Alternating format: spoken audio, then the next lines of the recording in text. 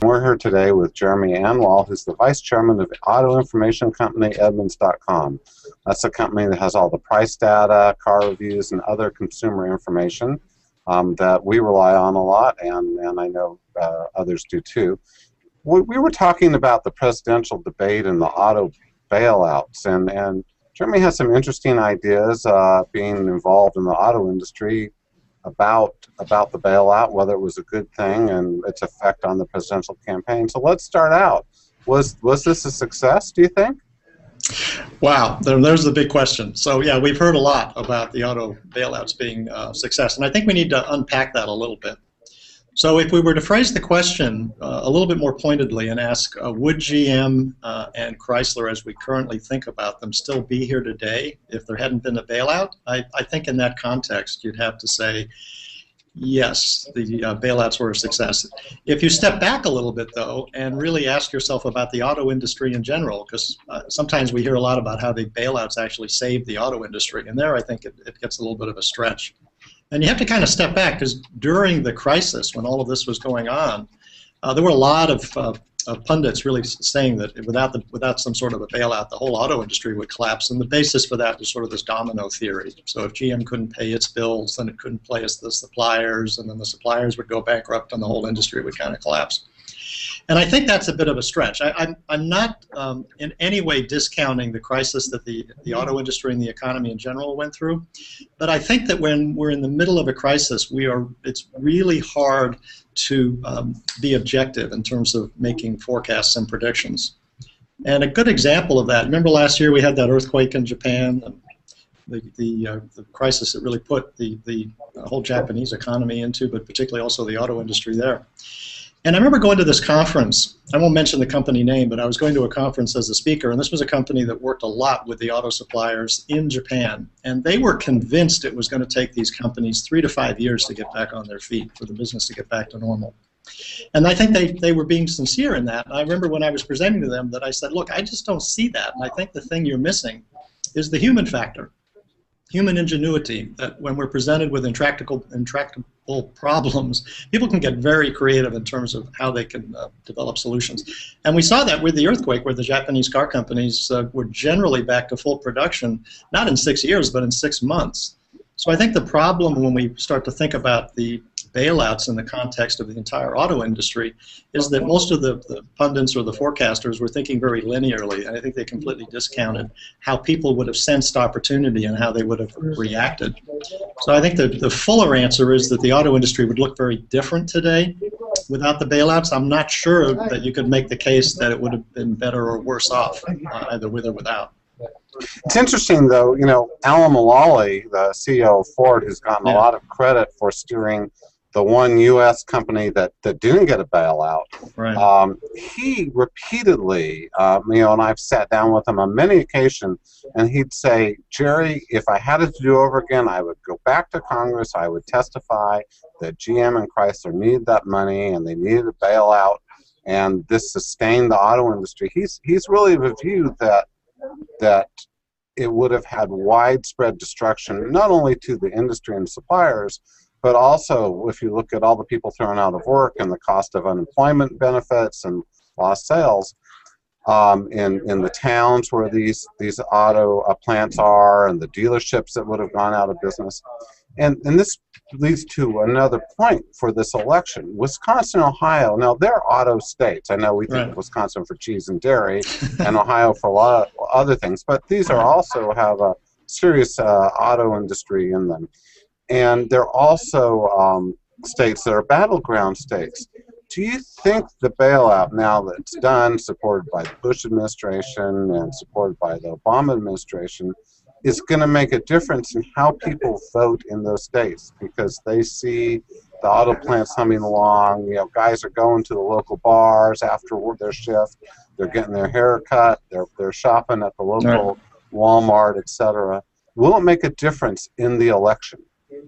So I think you've raised two points. So first, in terms of Alan Mulally, and he does deserve a lot of credit, because I think he has demonstrated over a 3 or 4 year period that he was able to turn Ford around in a way that GM wasn't able to do, Chrysler wasn't able to do without some sort of government intervention. So he deserves a lot of credit for that. And I think he's pretty sincere in his beliefs, but again, I think it goes back to the point I was making, and that is that when you're in a crisis, we all tend to panic, and then afterwards it's very hard for us to go back and sort of rephrase some of those forecasts that we made when we were in kind of that panic mode. But I think the question regarding the states is interesting, because if you were to kind of project out what would have happened if GM was not bailed out and if Chrysler was not bailed out, clearly we would have gone through a period of disruption. And this kind of gets to a central point, because the disruption would have probably involved production starting up in other states, meaning there would have been some winners and some losers. And Wisconsin and Ohio, as 2 states, are probably better off because of the bailouts. But what we also need to then consider is, well, what about some of the other centers of automotive production that would have picked up that slack? Because it's not like car buyers would have disappeared. There would have been demand for vehicles, and other car companies other than Chrysler and GM today would probably be meeting that demand, and they'd be producing those vehicles presumably in the United States, not in Wisconsin or Ohio. So yes, Wisconsin benefited, Ohio benefited. That's clearly a political plus for supporters of the bailout. What we're not then discussing, though, is which states would have benefited if there hadn't been a bailout. Yeah, but those would be southern states. Yes, that whole southern tier of Auto Alley. Tennessee, Alabama, those states are red states, and they would be red states regardless.